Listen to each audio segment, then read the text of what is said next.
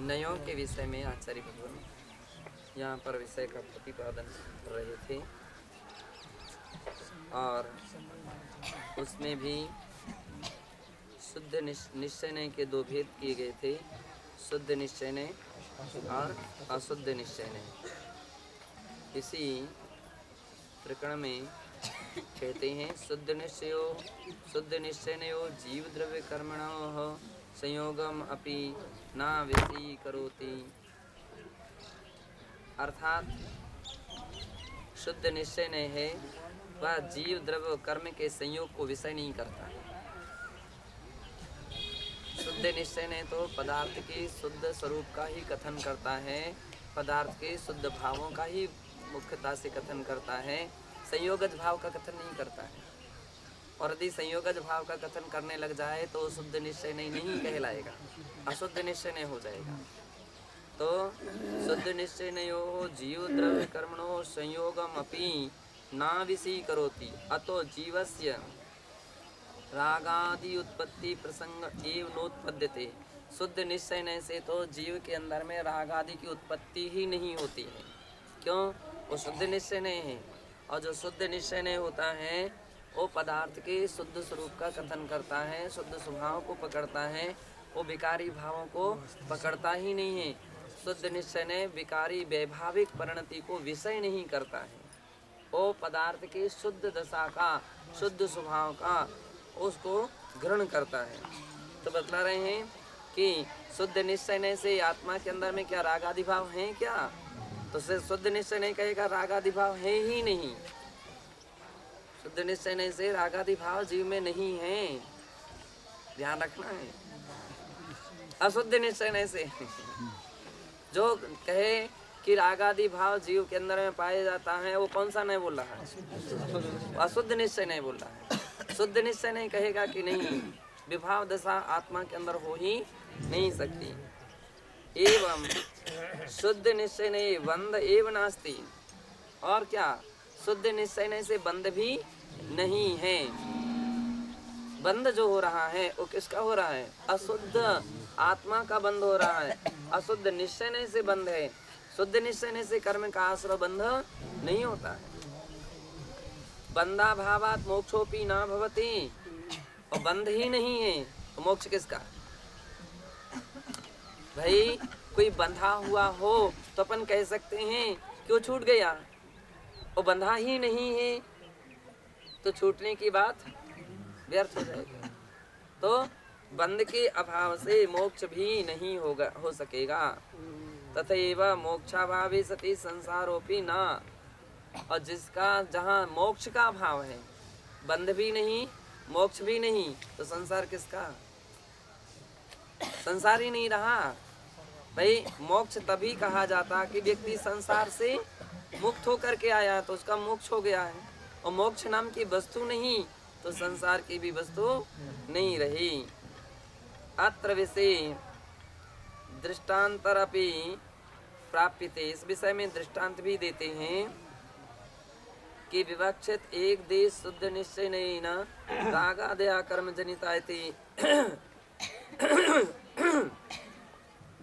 द्रव्य संग्रह से टीकायाम प्रतिपादितम।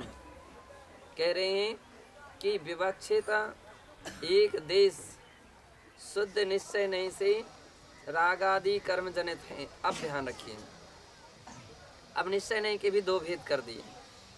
एक देश शुद्ध निश्चय नहीं और सर्वदेश परिपूर्ण निश्चय नहीं, और एक देश निश्चय नहीं।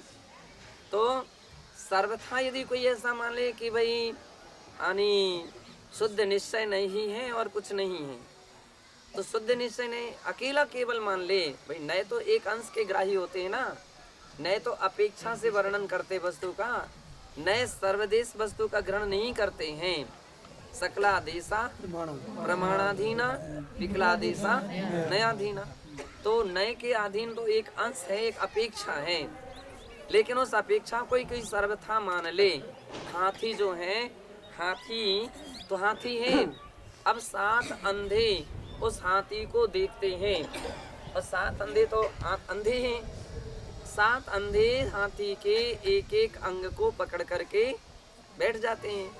और उसको ही हाथी मान लेते हैं। जिसने हाथी का पैर पकड़ा तो क्या कह रहा है? खंबे की तरह है। जिसने सूंड पकड़ी हॉकी गोटान की तरह है। जिसने पूंछ पकड़ी रस्सी, जिसने कान पकड़े सूपा की तरह है। जिसने उसका पेट पकड़ा दीवाल की तरह है।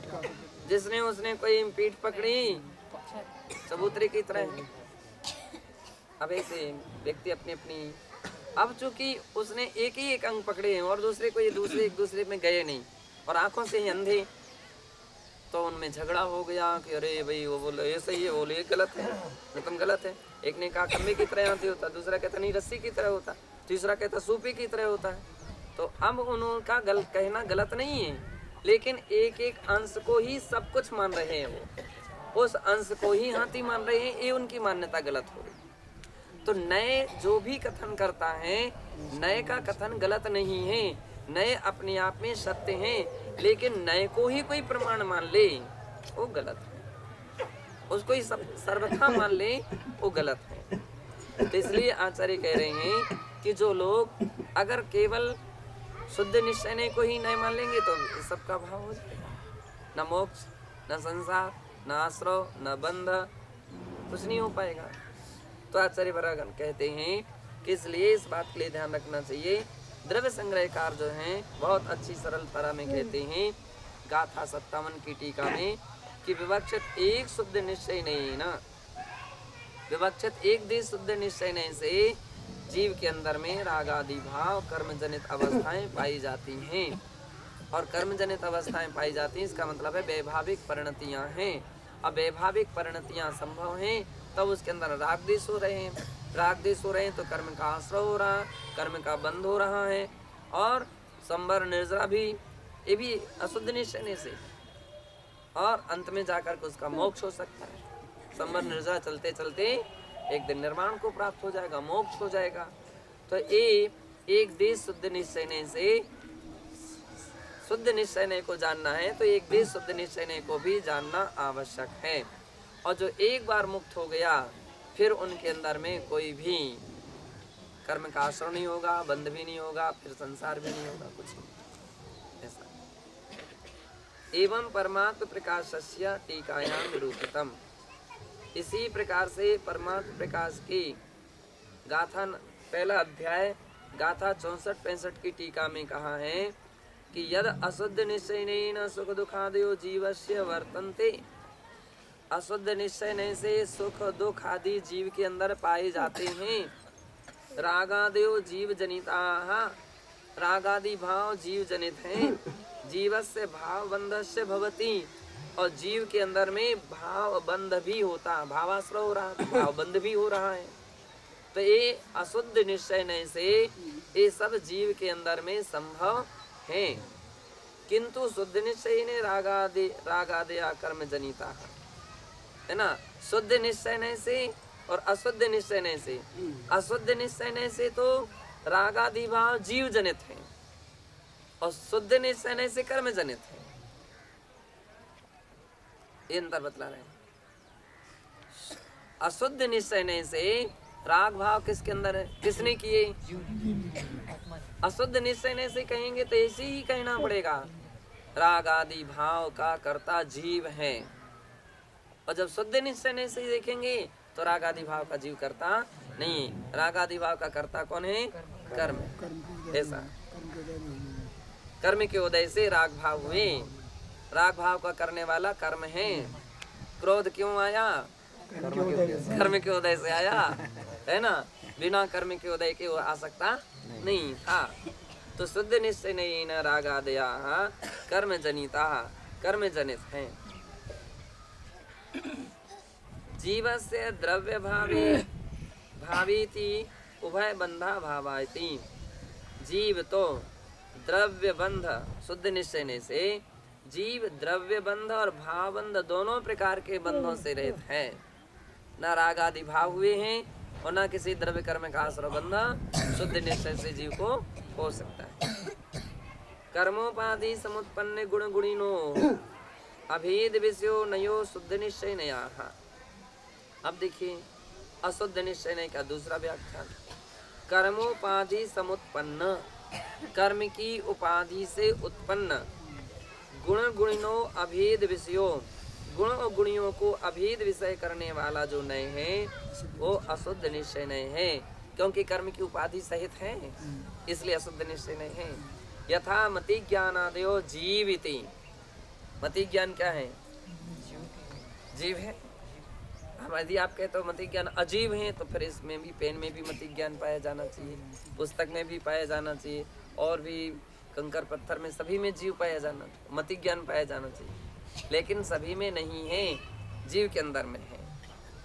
तो जीव के अंदर में है एक कथन करने वाला कर्मोपाधि सापेक्ष अशुद्ध निश्चय, कर्मोपाधि सापेक्ष अशुद्ध निश्चय नहीं है। अशुद्ध निश्चय नहीं न सकल मोह रागादि भाव कर्म नाम कर्ता भोक्ता जीव सी क्रियते। अशुद्ध निश्चय नहीं से सकल मोह रागादि भाव कर्मों का कर्ता और भोक्ता ये जीव है, ऐसा स्वीकार किया जाता है। कर्मों के फल का, राग का फल, राग का भोक्ता। आमतौर पर जैसे किसी व्यक्ति से पूछा आपको अमुक सामग्री कैसी लगी, बहुत अच्छी लगी, बहुत अच्छी लगी। अभी अच्छी लगी है, ये किसका फल है? राग आदि भाव का फल है। जिस वस्तु में व्यक्ति का राग होता है वो वस्तु बहुत अच्छी लगती है, जिसमें द्वेष होता है वो अच्छी नहीं लगती, या राग नहीं होता तो अच्छी नहीं लगती। दो प्रकार के लोग रहते हैं, है ना। साधु संत जो है ना, उनकी स्थितियां रहती हैं। इसलिए मूलाचार के अंदर में एक बहुत अच्छी बात कही कि वनों में विचरण करते हैं योगी जन, पर्वतों में जंगलों में विचरण करते हैं, और वन पर्वतों में जब विचरण करते हैं तो वहाँ पर हर किस्म की स्थिति रहती है। सुगंधी भी स्थान मिल सकते, दुर्गंध भी स्थान मिल सकते। कोई वृक्ष के सुगंधित पुष्प वगैरह जिसके हों, उसके नीचे से निकले तो सुगंधी आ रही। हो सकता है कोई पशु पक्षी वहाँ पर मरा पड़ा हो तो उसकी दुर्गंधी आ रही है। लेकिन दोनों में भावों को संभाल करके रखते हैं। सुगंधी में हाँ हाँ बहुत अच्छी गंधी आ रही, बहुत अच्छा लग रहा है, ऐसे कहाँ से सुगंध आ रही है? नहीं, ये राग भाव नहीं करेंगे, ये राग का फल है, बहुत अच्छी गंध आ रही है। और अरे बहुत खराब दुर्गंध आ रही है, ये किसका फल है? द्वेष का फल है ना। ये द्वेष का फल है। जो वस्तु आपको पसंद नहीं है उससे गिलानी भाव जो उत्पन्न हो रहा है वो द्वेष का फल है, द्वेष का फल है। और राग और द्वेष दोनों कर्माधीन है, कर्म के फल है। इसलिए आचार्य कह रहे हैं कि अशुद्ध निश्चय न, अशुद्ध निश्चय से सकल मोह रागादि भाव कर्म नाम कर्ता भोक्ता, अशुद्ध निश्चय से सकल कर्मों का कर्ता और भोक्ता जीव है। स्वीक्रियते, ये बात स्वीकार की गई है। भाव कर्म दहनम तथैव केवल ज्ञानादि अनंत गुण स्मरण रूपो भाव नमस्कारोप्य शुद्ध निश्चय नीति गेयम। भाव कर्म और क्या, भाव कर्मों का दहन जीव कर रहा है। कर्मों का क्षय किसने किया? जीव ने किया। कौन से नय से? अशुद्ध निश्चय नय से, कर्मोपाधि सापेक्ष निश्चय नय से, अशुद्ध निश्चय नय से कहा जाता कि जीव ने भाव कर्मों को भी नष्ट किया, क्षय किया। ऐसा तथैव केवल ज्ञानादि अनंत गुण स्मरण रूपो भाव नमस्कारोपि अशुद्ध निश्चय नैति गेयम। केवल ज्ञानादि अनंत गुणों का स्मरण रूप जो भाव नमस्कार है वो भी कौन सा निश्चय नय है? अशुद्ध निश्चय नय है। गुण स्तुति है, मतलब समय सार के अंदर में प्रकरण आया देह स्तुति और गुण स्तुति। तो देह स्तुति क्या है कि ये लोकेष्ट सहस्त्र लक्षण धरा, बस बस बस ये सब क्या है? ये देह स्तुति है। दो काले दो सांवले दो गोरे दो, कौन सी स्तुति?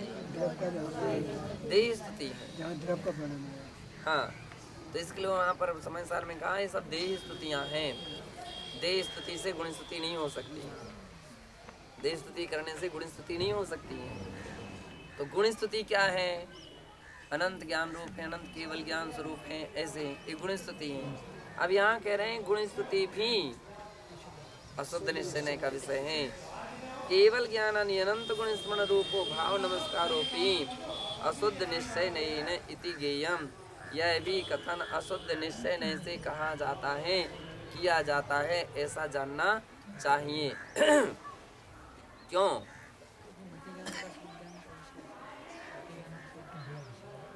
परद्रव्य है।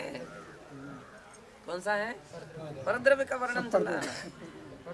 सिद्धों के लिए नमस्कार हो, अनंत गुणों से युक्त अनंतों के लिए सिद्धों के लिए नमस्कार हो या अनंतों के लिए नमस्कार हो, आचार्य पद परद्रव्य है। परद्रव्य होने से अशुद्ध निश्चय नहीं से तो कोई दिक्कत नहीं, स्वीकार किया जाता है। मैं भाव नमस्कार कर रहा हूँ, भाव नमस्कार भी निश्चय नहीं है, भाव नमस्कार भी अशुद्ध निश्चय नहीं है। शुद्ध निश्चय नहीं में तो नमस्कार करना और नमस्कार करने वाला और नमस्कार करने योग्य, इसके विकल्प ही समाप्त। बस जहाँ ध्यान ध्याता ध्येय विकल्प न वच भेद न, जहाँ चिदभाव कर्म चिदेश करता चेतना क्रिया, तीनों अभिन्न अखंड शुद्ध उपयोग की प्रगति, जहाँ दृग ज्ञान दृष्टि ऐसा। संग्रहणया चित्तानाम अर्थानाम विधि पूर्वक मवहरणम व्यवहारा। अब व्यवहार ने शुरू हो रहा है। व्यवहार ने क्या है? संग्रह नया चित्ता नाम, संग्रह नयों से आक्षिप्त, संग्रह नय के द्वारा ग्रहण किए हुए जो विषय थे उसको विधि पूर्वक अवहरणम, उसको विधि पूर्वक अवहरण करना। अवहरण यानी भेद करना, उसके विधि पूर्वक भेद करना। विधि पूर्वक का तात्पर्य क्या है?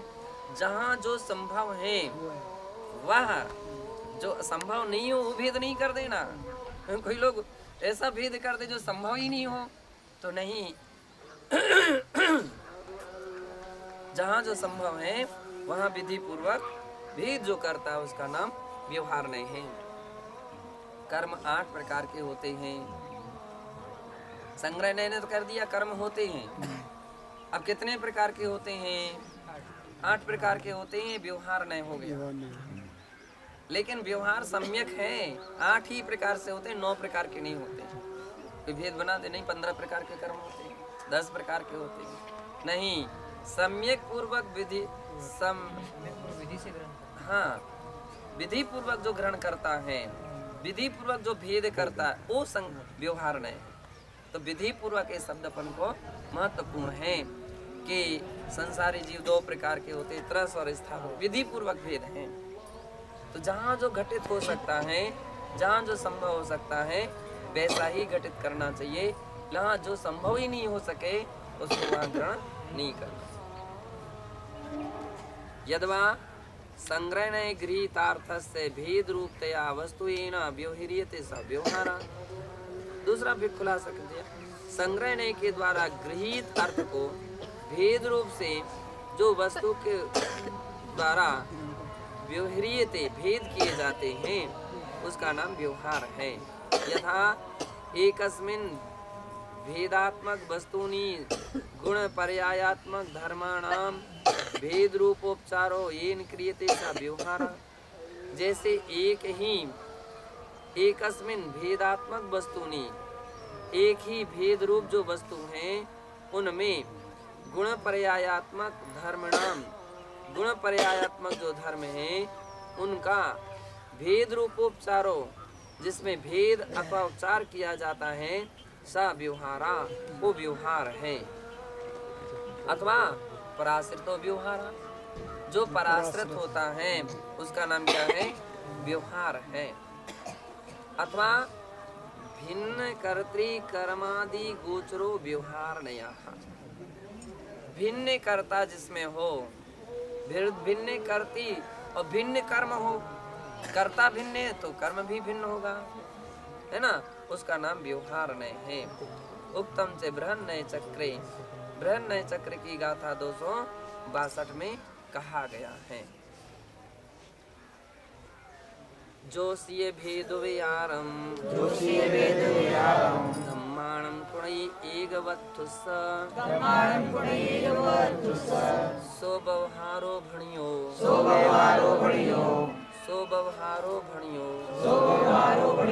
इतना 3 चरण। तो यहाँ पर बतला रहे हैं कि चौथा चरण में निश्चय का प्रकरण आ रहा था, इसलिए उसको नहीं लिया है, 2 का ही वर्णन है।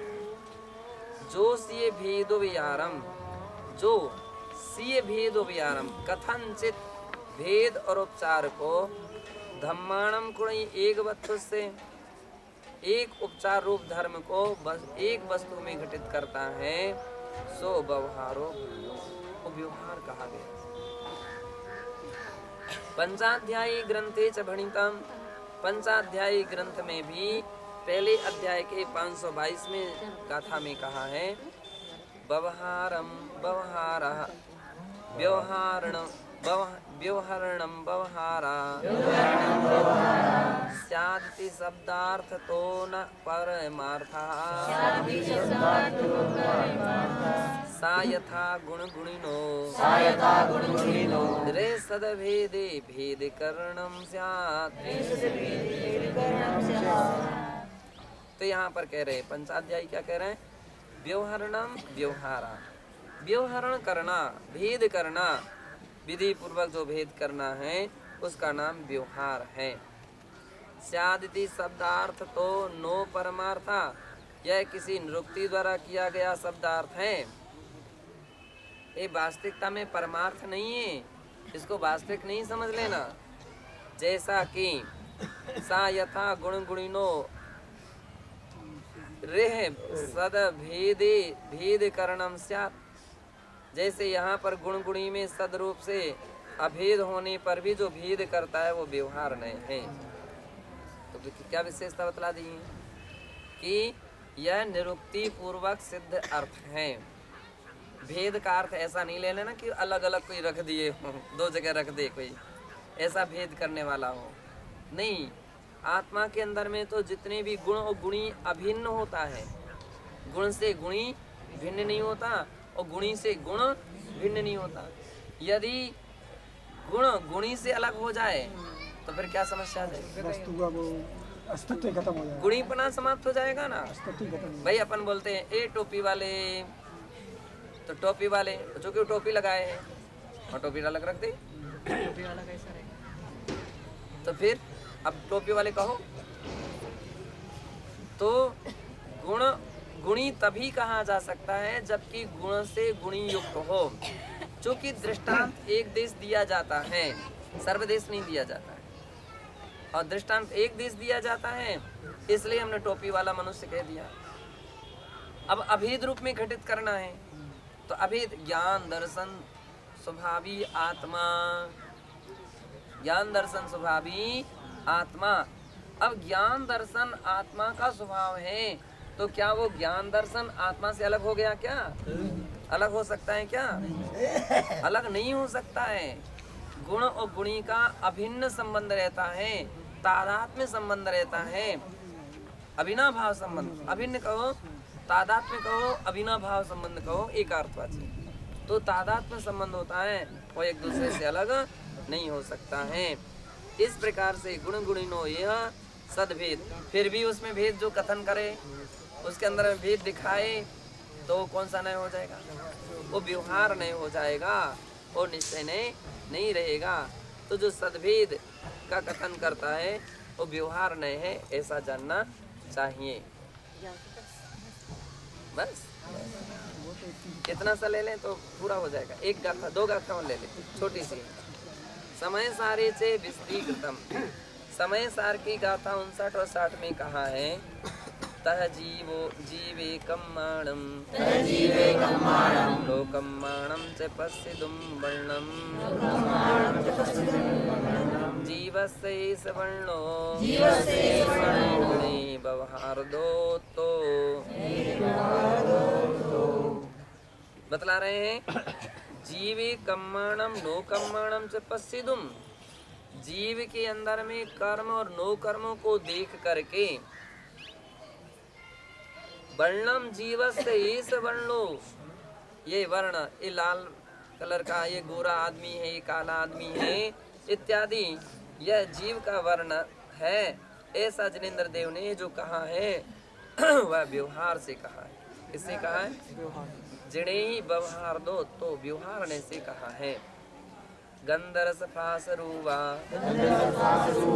देहो संठान माइया जेय सव्वे व्यवहार से निश्चय दण्णु भवदिसन्ति। तो कह रहे हैं गंध, रस, फास यानी स्पर्श, रूप, ये सब देह के अंदर से आश्रित होते हैं। संस्थान आया और संस्थान आदि, संस्थान माया जेय, जो संस्थान आदि हैं वह सभी सभ्य व्यवहार से, ये सभी व्यवहार ने से हैं, ऐसा निश्चय दण्णु व्यवदिसन्ति। निश्चय दण्णु जो निश्चय नय के दृष्टा हैं, निश्चय नय को जानने वाले हैं, वे ऐसा व्यवदिसन्ति अर्थात ऐसा वो कहते हैं, ऐसा जानना चाहिए।